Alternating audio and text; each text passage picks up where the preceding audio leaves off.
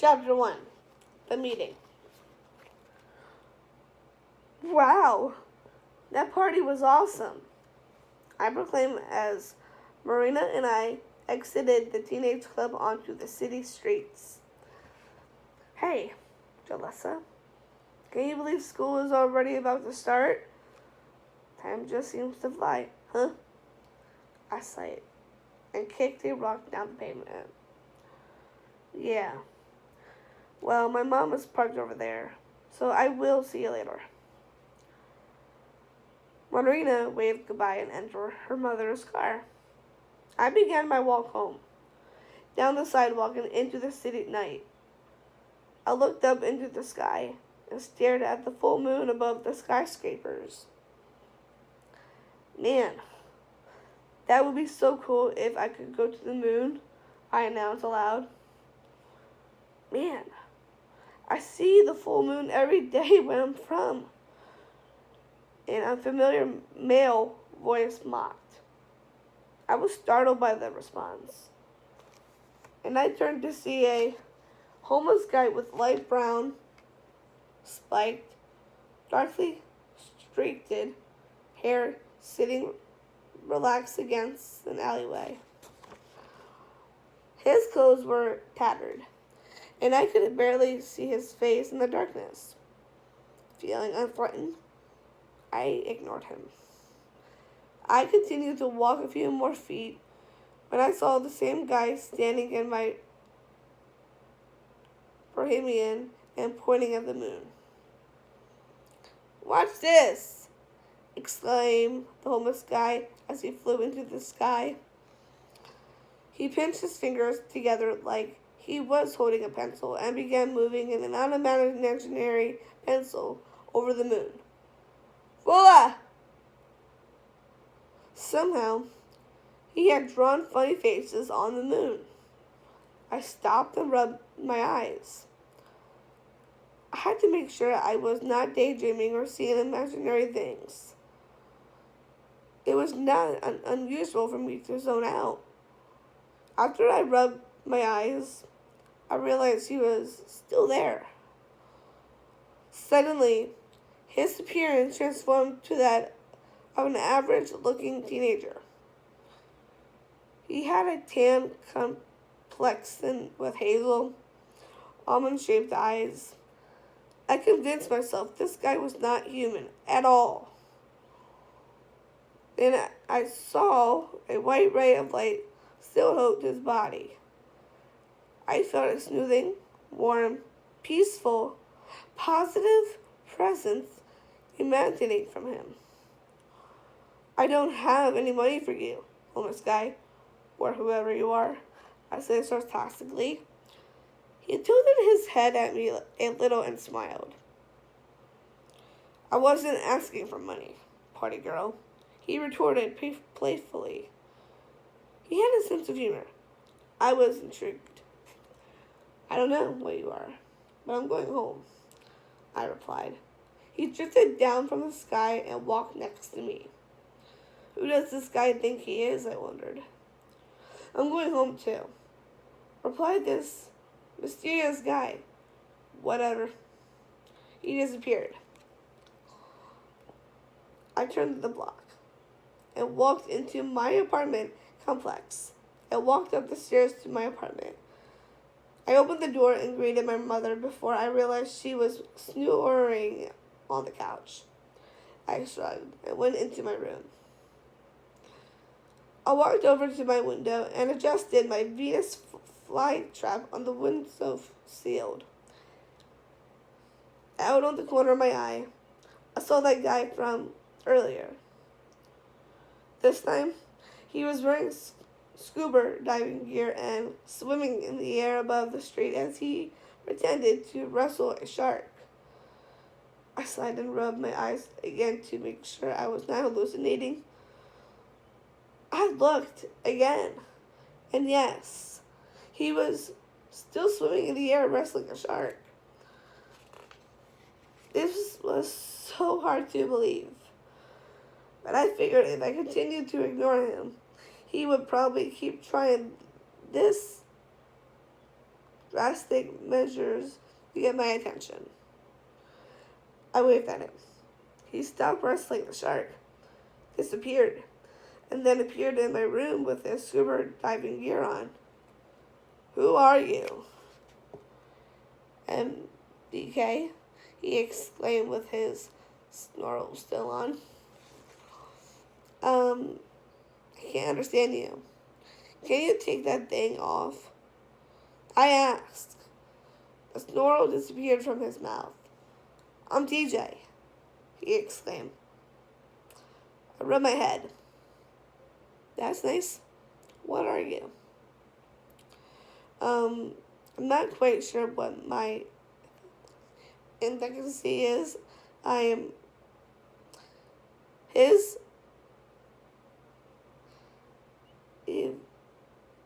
Badness that frustrated me. Hey, are you a ghost? Monster? What? Oh, my preference. His apparel changed abruptly. He was now wearing reading glasses and a business suit. He started pulling out a bunch of papers from his suitcase. Hey, I said, can you answer a simple question without being so dramatic? TJ took off his reading glasses and folded them. Well, excuse me, girlfriend, he said, snapping his fingers at me. I'm anything you want me to be. I rolled my eyes and turned my back on him. Well, you're a monster to me. I turned and looked at TJ. This time, he was wearing a purple polyester Barney the Dinosaur costume. I nearly died of laughter when I saw him. Do you think I'm scary, Jalissa? He asked, giggling like Barney. I think a lot of kids are afraid of that purple dinosaur. He transformed back to his normal self. Okay, if you're not a monster, you have to be a zombie. On cue. He magically wrapped himself in mummy clothes and walked around my room with both of his arms out in front of his body. I can't see a thing, he said as he bumped into the wall and fell down. I giggled with my hand over my mouth. Really? What are you? I asked again, hoping to get a logical answer. TJ got up from the ground and transformed back to more normal clothing. Do you really want to know? He asked. Yes, I exclaimed. I'm an angel, I gasped. What? You? No way, I said, sniggering. TJ gasped. You don't think I have what it takes to be an angel? He pretended to cry. Well, I thought angels were supposed to be all holy and protective, I explained. TJ stopped his whimpering and stretched his head. Protect. Yes. Holy. Well, that's a different story. I'm holy enough. You're not one of those angels pictured in churches. Where are your wings? Well, I'm not your traditional angel, he said with a French accent. And who said angels had to have wings? I see that. Well, bug me later because I'm exhausted. If that's what you call it, TJ said in a sarcastic tone and disappeared. I doubt he was gone for good. I was a little dazed after my crazy encounter with TJ, so I prepared for bed. I brushed my teeth, slipped on my pajamas, turned on the light off, and tucked myself in bed. The next morning, I awake to the peaceful chirping of birds outside of my bedroom window. I opened my eyes and turned to look out the window to see the birds. Unfortunately, there were no birds. TJ was the bird. I rolled my eyes and turned the other way in my bed. TJ popped into my room with a somber look on his face. He didn't think my singing was beautiful, TJ asked, sniffling in a playful way. I put my pillow over my head. I don't like birds like you, I said. Why are you stalking me? TJ gasped. Stalking is such a negative way to put it. It's more like watching over you. Uh-huh. Is that right? If you have a problem, you can take it up with him. Well, I might just do that then. I got out of bed and fixed my hair. It was quite for a moment. But as usual, TJ began running his mouth. He clasped his hands together and pretended to look at a watch on his wrist. Are you still talking to him? TJ questioned with a frightened tone.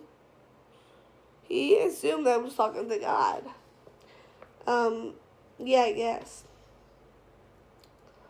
I packed my luggage and prepared to go to my grandmother's place. No wonder none of the angels wanted to watch over you, TJ said. I gasped loudly. TJ continued, Geez, what's your problem? You nearly gave me a heart attack. What do you mean? Nobody wanted to watch over me, I asked. Nothing, TJ said. No, you better tell me. Or what? You gonna kill me or something? I'm already kind of not human. TJ said. Huh? I shouted. Oh, easy there, Tiger, TJ said, trying to calm me. I'm going to explain. You see, I was assigned to you according to your personality. He paused as if he was thinking of the correct words to use. Well, your personality is tough. You see, God assigned me to you because we're like total opposites. God was experimenting with different personalities and how they react. His expression displayed pride in his choice of words. God's got a sense of humor, doesn't he? TJ said. Can you finish? I said, well, we couldn't find any angels who were your opposite. Except me, of course. I was one of a kind. Right, TJ. My personality is tough? Are you sure you have the right person? Well, let's see. TJ said, looking at his palm like he was reading from it. Jalissa, Salt, 16 years old, going into the 11th grade, tan complexion, curly black hair that hangs all the way to the middle of her back. And how would you describe them? Sophistically. Dark eyes. He looked at me. That's you, isn't it? Okay, so what are you supposed to do? You know, watch over you, protect you, give you advice, make you laugh, and all that other angel stuff. So, angels are supposed to be comedians now? I asked, puzzled. No, not really. That's just how I am. I'm a one-of-a-kind package deal, he said with a southern accent. I managed a slight grin. How strange was this? So, can other people see you? Nope. I nodded as I sat on my bed with an expression like I had received terrifying news. Suddenly, I did not feel normal anymore. Does this happen to everybody? Not really. Not a lot of people are deeply in tune with their spirituality. Oh, well, I have to go to my grandmother's house today, I said. She stays out in the country, kind of in the middle of the woods. I'm going to crash at her place for the rest of the summer. Oh, I want to go with you, he said. Well, I guess I have no choice, I said, shrugging. TJ disappeared from my room.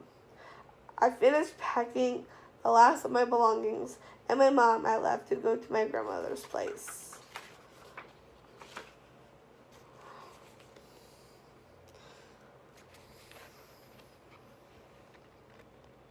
We're going to take a break until tomorrow.